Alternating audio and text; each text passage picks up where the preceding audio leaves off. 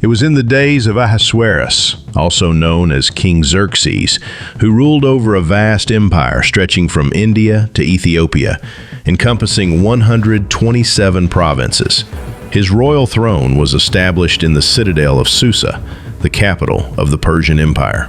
In the 3rd year of his reign, the king hosted a grand banquet for all his officials and attendants, including military commanders, nobles, and provincial leaders. For 180 days, he displayed the immense wealth, splendor, and majesty of his kingdom. When this period ended, King Xerxes held another feast, this time lasting 7 days, for all the people present in Susa, from the greatest to the least. The celebration took place in the courtyard garden of the royal palace. Wine flowed freely in golden goblets of various designs, and no guest was forced to drink, as the king had ordered that each person's wishes be respected. At the same time, Queen Vashti held her own banquet for the women within the palace. On the 7th day, when the king was joyful with wine, he commanded his eunuchs to bring Queen Vashti before him, wearing her royal crown, so that her beauty could be displayed to the officials and people. Vashti refused to obey the command delivered by the eunuchs. Her refusal enraged the king, and he burned with anger. Seeking counsel, King Xerxes consulted his wise men, those knowledgeable in law and custom. Memucan, one of them, spoke on behalf of the advisors, declaring that Vashti had wronged not only the king, but all the people of the empire. Her defiance, he argued, would give women everywhere boldness to disrespect their husbands. For the queen's conduct will become known to all women, causing them to look on their husbands with disrespect. Since they will say, King Xerxes commanded Queen Vashti to be brought before him, but she did not come. To prevent disorder, the advisors recommended that Vashti be removed as queen, and that a royal decree be issued affirming the authority of husbands in their households. The king accepted their counsel, and it pleased him. Vashti was deposed, and she was no longer queen. And letters were sent throughout the empire declaring that every man should rule in his own home. After some time, the king's anger subsided. His attendants then proposed that a search be made for beautiful young virgins throughout the empire, so that a new queen could be chosen to replace Vashti. This plan pleased the king, and it was carried out. In Susa lived a Jew named Mordecai, a Benjamite who had been deported from Jerusalem. He was the guardian of his cousin Hadassah, also known as Esther, whom he had raised as his own daughter after her parents died. Esther was beautiful in form and appearance. When the king's decree was proclaimed and young women were gathered into the palace under the care of Hegai, the eunuch in charge of the harem, Esther was taken as well. She quickly found favor with Hegai because of her demeanor and character. He provided her with beauty treatments, special food, 7 chosen maids, and the best place in the harem. Following Mordecai's instructions, Esther did not reveal her Jewish identity. Each young woman underwent 12 months of preparation, 6 months with oil of myrrh, and 6 months with perfumes and cosmetics, before being presented to the king. When Esther's turn came, she requested nothing beyond what Hegai advised. She found favor with all who saw her.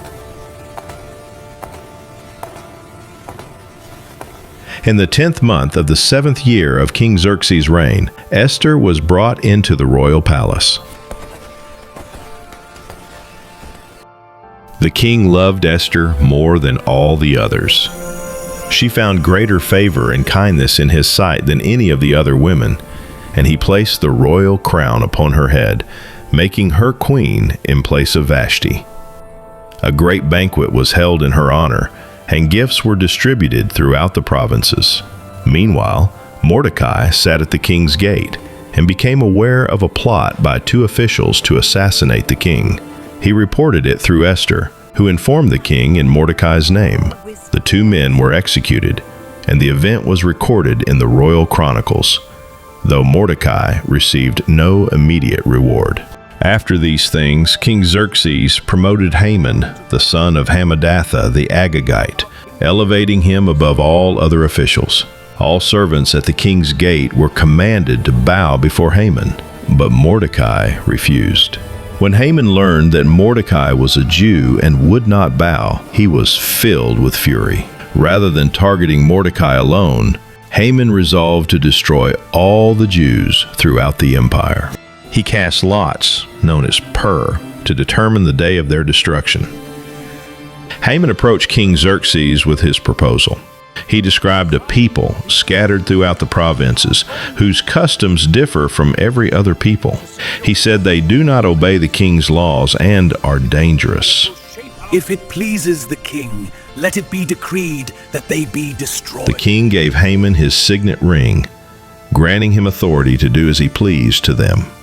Haman issued letters in the king's name to all provinces, decreeing that on a single appointed day, all Jews, young and old, women and children, were to be destroyed and their possessions plundered.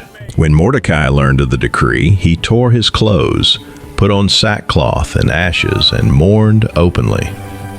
Esther was informed of his distress and soon learned of the decree herself. She was deeply troubled, knowing that approaching the king without being summoned could result in death.